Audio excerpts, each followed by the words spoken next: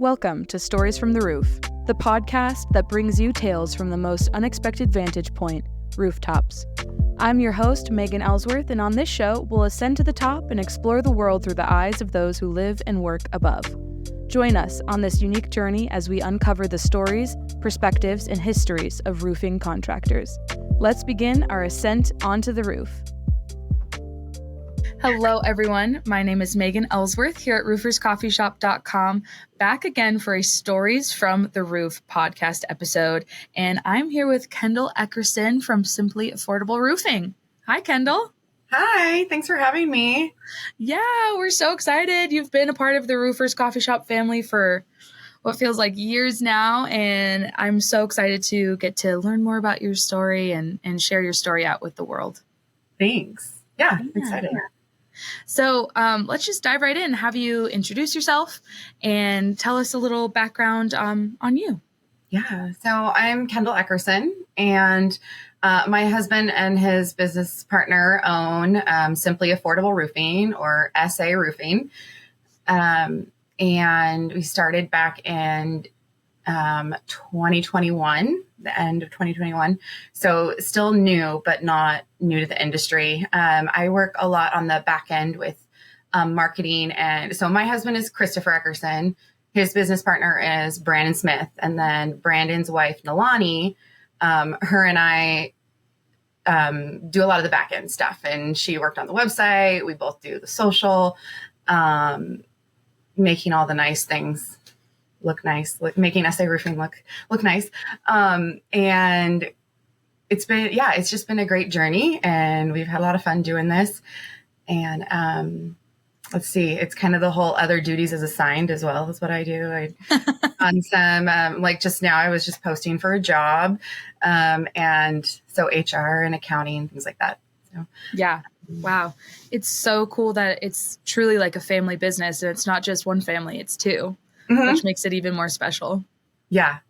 It's been fun to do the whole friends and work thing. So it was been good. That's awesome. So how did you fall into the roofing industry? Yeah. So I was trying to think. So I've been in roofing like officially probably about 20 years.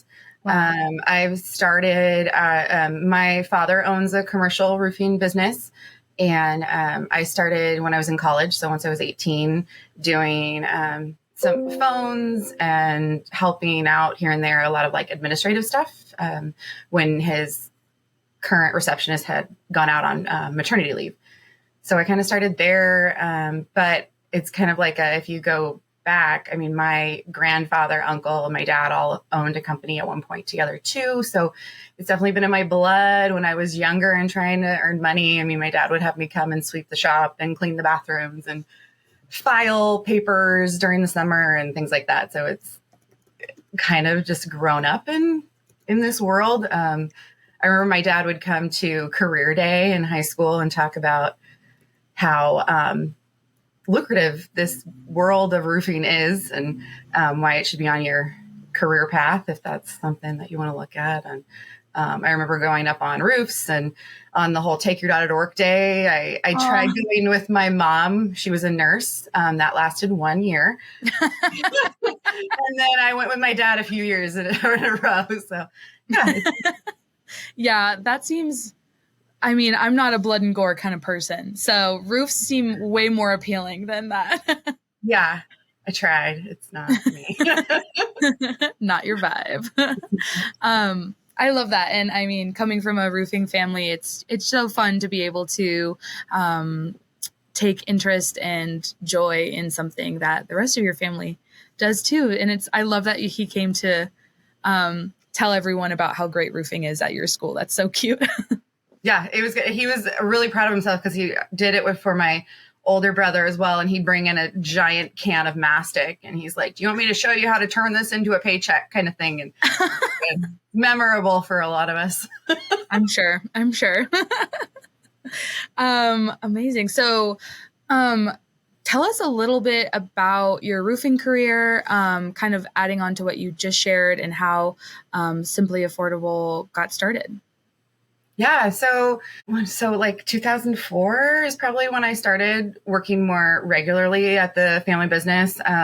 And then met my husband there as well. So he knew my uncle who was working there, and he came in when he was 18 and learned all about sheet metal. And he kind of came up through the ranks through sheet metal. And so we both, we met there, we started dating, so it's been very much ingrained in us and like in our relationship too. Which I'm like, we could go a whole path down that one. But it's let's see. I'm trying to remember when, years are 2015. We started talking more and more about like succession planning and what does this look like. And I joined the NRCA FEI program. So National Roofing Contractors has a Future Executives Institute. And that was great. It's one thing that I recommend anybody who's in roofing and is in a higher leadership role, wants to advance, wants to succeed a business, that sort of thing. It's a great program. And so that really kicked into gear, me and my husband starting those conversations of like, okay, if we do take over the family business, what does it look like? What are the conversations we need to have? And along the way, you learn that I thought a family business going from one generation to another is just a gimme. It just happens. It's not the case. It's actually the opposite, is that it takes a lot more. And I had heard a statistic that 30% of businesses actually have a chance of going from the first generation to the second. And then, once it transfers to that second generation, it's only another 20% or 30% that will transfer again.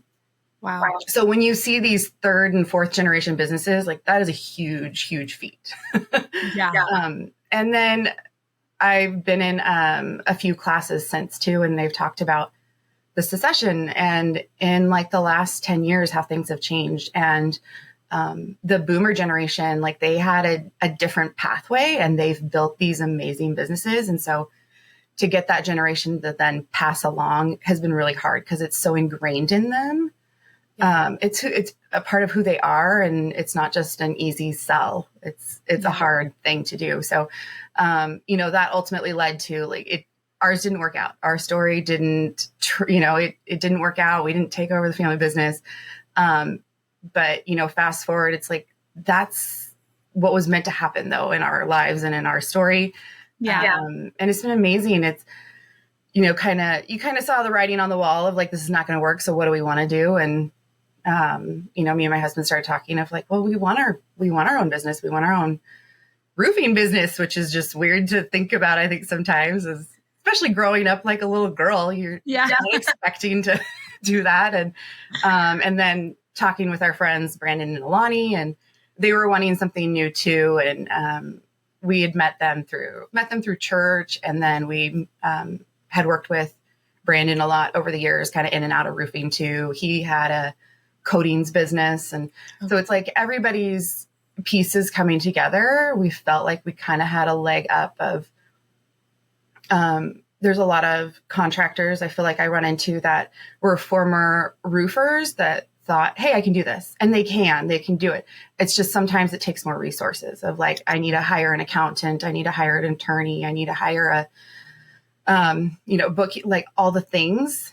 And we do hire those, but on a very like minimal basis. Because we're a lot of our backgrounds, we've come up through different areas and know some of more of the behind the scenes. And I think that's definitely come to our advantage. And that's where we came up with the name of Simply Affordable, because we knew that there was a need for affordable roofing, but not just in the sense of money, but also time. So if we could do things a little differently and make it simple, because roofing's not hard, you just have to maybe explain it or understand certain things. And so that's where we came up with the name, is Simply Affordable. And it was kind of a joke at first of, we just need a simple name. Like, how about this? And it's like, yes, that works. I love that. That's great. And I think, obviously Simply Affordable, that's like so intriguing to customers and homeowners being like, that sounds great to me. So Who would you say taught you about roofing? Definitely my dad to begin with, a few things here and there. And then my husband. I mean, I went out and I'd show up on different job sites to, oh, I'm going to take some bottled water over to, oh, look who's here, I didn't know you'd be here. Yeah. So, and it was good. I think, he took pride too, to be like, come over to this machine. I'm going to make you do this and put some gloves on and, carry the ladder and, strap it down, those sorts of things. So I think but also, I mean, National Women in Roofing, Harness and Heels, like those groups have been so good to teach things. And, because I definitely don't have the hands-on pieces. I've got the behind the scenes, the marketing, the business leadership, that sort of stuff. And so the specifics of materials and things has been huge from those groups. That's awesome. Yeah. And I mean, the business side is just as important, if not more. So you got that going for you. What is one of the most valuable lessons you've learned about roofing or just about business throughout your career? I think a lot of people forget about their roof or take for granted kind of thing. I remember a big eye opener is just seeing how the proper roofing system can support like your whole building as a whole, basically. Like certain little flaws that you think, oh, it's this or it's that. And it's like, oh no, it's something that happened up in the attic space that was caused by not the proper ventilation, or it's these little things that I think that was what was most surprising, is how, yes, it's just roofing and it's not rocket science situation, but at the same time, it's like, wow, like the littlest pieces can make a big difference. Agreed. Agreed. And that's so interesting. Like the more I learn about the whole building envelope, it's crazy. The roof. I mean, someone said it at National Women Roofing Day this year recently that, without a roof, you have nothing. So it's so true. Yeah. This question's kind of fun because everyone's answer is so similar in the sense that everyone believes in the choices that they make. But the question is, if you were to go back and start at the beginning of your career, what would you do differently, if anything? That is hard, right? Because it's the different things, mistakes or whatever that have led to where we're at. Exactly. Yeah. I think a big piece, so I grew up really shy and quiet, and that's one thing that I wish I learned sooner, is that when you do keep things in or you don't talk about certain things, like it's just going to take that much longer for it to come out. And communication's not great, and communication is huge, and sometimes it's not always easy, but it's pull the Band-Aid, whatever. So I think the communication, I wish I was better communicator from the beginning, I think would be my I like that. I think a lot of people would relate to that as well. Like everyone, I feel like, could be even just a little bit better at communicating in an efficient, kind way. Yeah. So what is the best thing you've ever done for your business? I would say just being involved with the NRCA and going through that FEI program. It's a game changer. Not only in the sense of the classes, which, I mean, you've heard me shout that from the rooftops, as those classes are great. But the people that you meet, and, a couple of people that come to mind that are just in my backyard, that is Wendy Marvin is in Vancouver, and Lisa Sprick is down in Corvallis. And those are two owners, powerhouses, amazing women who we could potentially be competition at any point. We usually don't cross paths, but it's like they have they have nothing to hide and everything to give. And, Yeah. I would not have met those women if it wasn't for being involved in these organizations. And, there's a lot of people too. So if I didn't say somebody and they hear it, it's like your Grammy acceptance speech. I know it is. But yeah, I guess getting involved in organizations, I think a lot of people say like, oh, it's just wasted money. It's wasted time. And it's like, it's not. Yeah. It's so important. Mm-hmm. So important. Okay. I'm going to throw a curveball at you, Kendall, and just see, so how has Simply Affordable Roofing used Ruby to up your game in recent years? Yeah, I had heard of Ruby for a few years, and the last place I was at, it was like this, we need to implement this, because I think a lot of people go away from, I don't want a service. I don't want an answering service. I want a real person. It's like, it is a real person.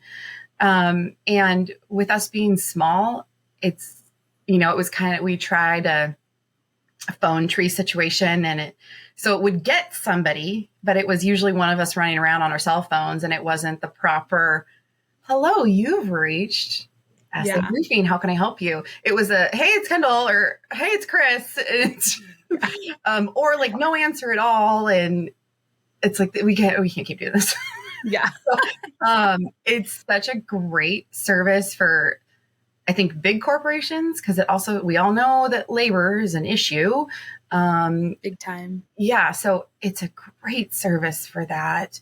They're so professional. They're so nice whenever because they'll call you first before, at least ours is set up that they call you first before they transfer anything through. And they're just nice. Yeah. And they're always so nice and professional. And, they'll weed out certain calls, because I get all the marketing and sales calls. So there's certain ones that they've kind of picked up on, and they help weed through that stuff, and they never like turn anybody away, but they'll like, okay, we're going to take a message. And, and then their online portal is super easy to go into and work. And, the whole process is great. They're also, they're a Portland based company. Yeah.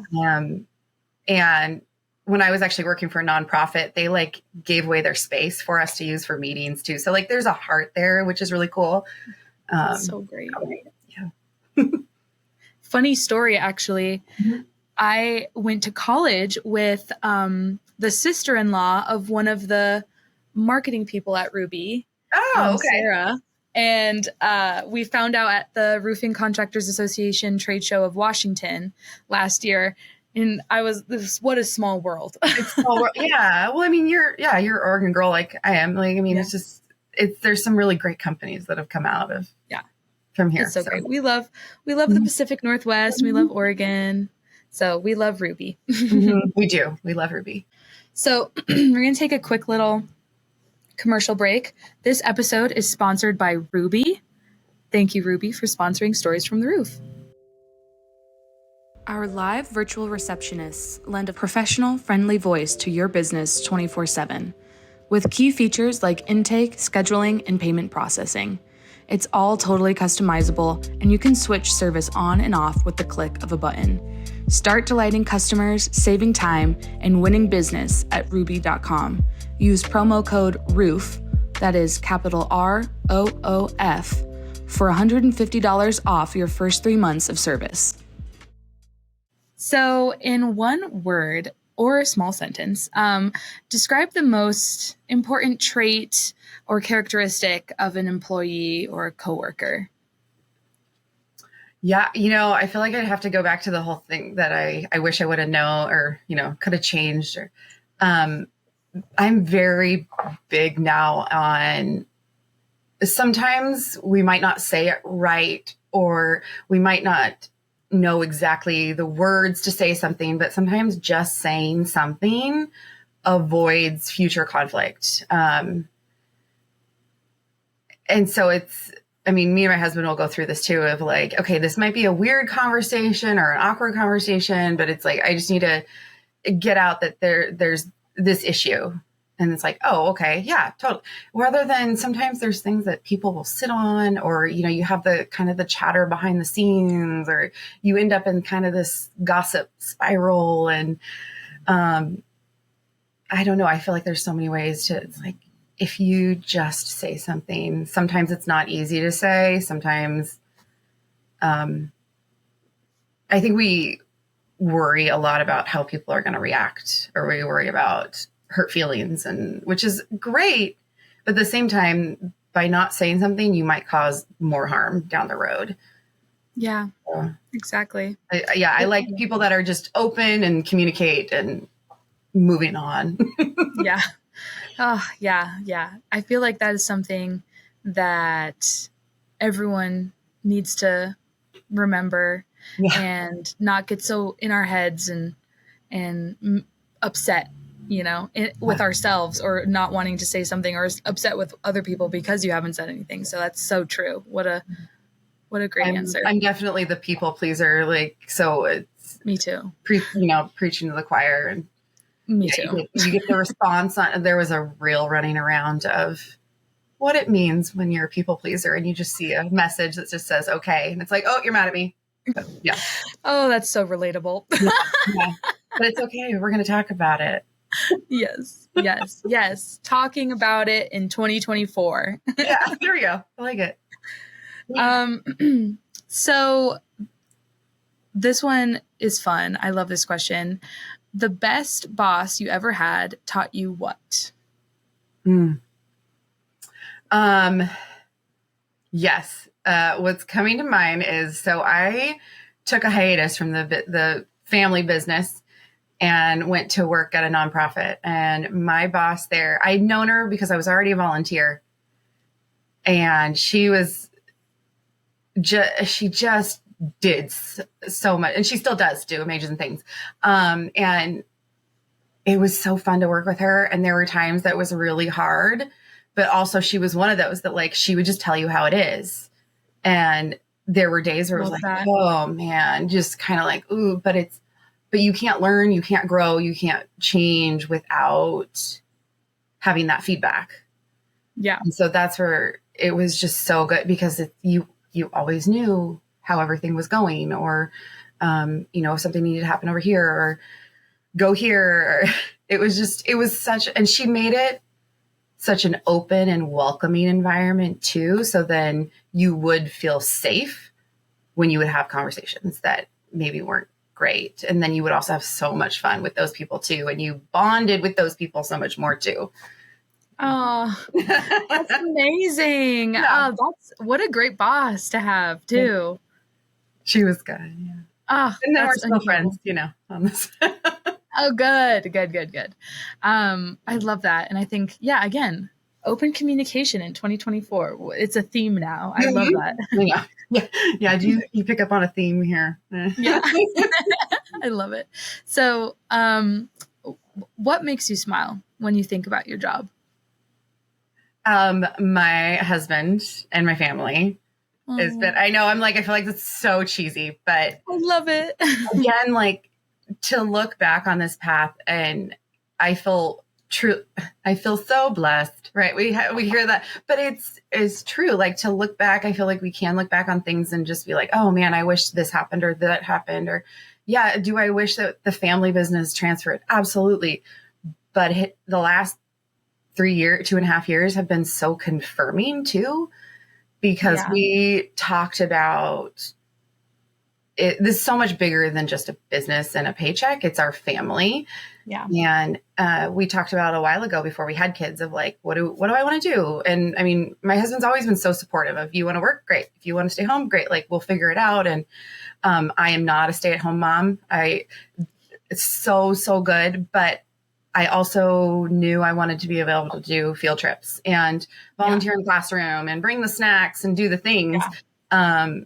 And this has allowed us to do this, because I think, looking back, I'd probably be in a situation where we would be working a lot and probably have to hire help to help with our family. And again, like, there's nothing wrong with that, but for us, that's not necessarily what we wanted. And so to be in a spot where I don't have to work full time, And I mean, even we were able to take a few weeks off for Christmas and just be our family.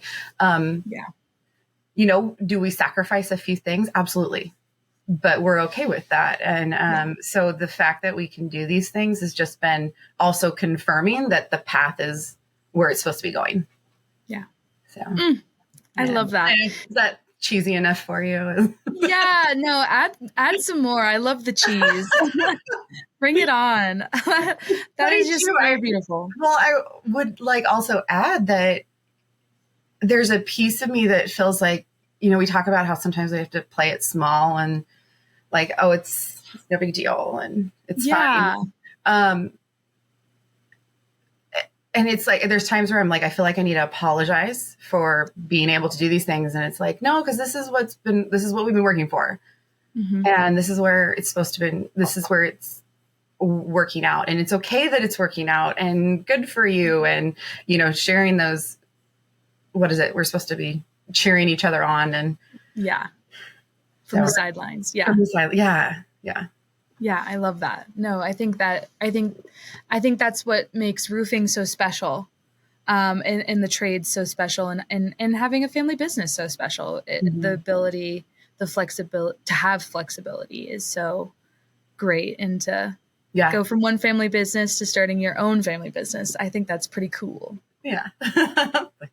So, on that note, what tips do you have for new people starting out in roofing? Maybe someone that wants to start their own business. I would say to own it and make it yours. There was a lot of times where I would get hung up on what are you supposed to do?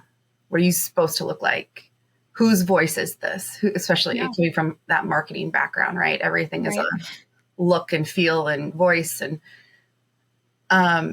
now it's been, and right at first too, because there's 4 of our voices trying to come together, but it's like we kept coming back to like, but it's ours now. Like make it fun. Like okay, somebody doesn't like this, then that's fine. That not everybody's going to like every social post we do. Not everybody's going to agree with our logo or our blog or so there's some relief in that, right? Of being able to just own it and you do you. Yeah. You, because there's so much stress if you're not yourself. Mm-hmm. Mm-hmm. Oh, I so agree with that. And another a theme from National Women Roofing Day is authenticity, you know, being yourself. It goes so far. Yeah. Just be you. There's no stress. People know when you're not. Yeah. Yeah. So true. Well, we have come to our last question. That flew by, honestly. Thanks for chatting with me. And this question is, how long have you been following Roofers Coffee Shop, and what's your favorite thing about RCS? For so long. I feel like, Heidi, your mom, I mean, I knew her when she was at Malarkey and Eagle View and, I mean, she was one of the first people I reached out to when we said, okay, well, we're doing this ourselves now. And like, oh my God, I feel like, definitely before podcasts and a lot of stuff. I mean, she was still online, but yeah, for a long time, I guess, like to wrap that up, a long time. And, you know, it's Heidi. She's supported us and cheered us on and been such a role model that it's like, why would I not support her and all of you guys and what you do? So yeah, we've been around for a while and plan to stick around for a long time after. Yay. Well, we're glad to have you here. Part of this crazy family of ours. See, from one family to another.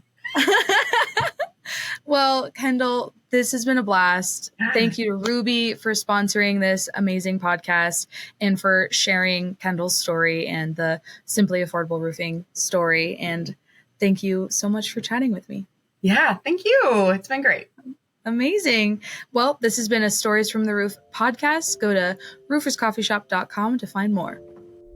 If you've enjoyed these unique rooftop stories, be sure to hit that subscribe button so you don't miss a single episode.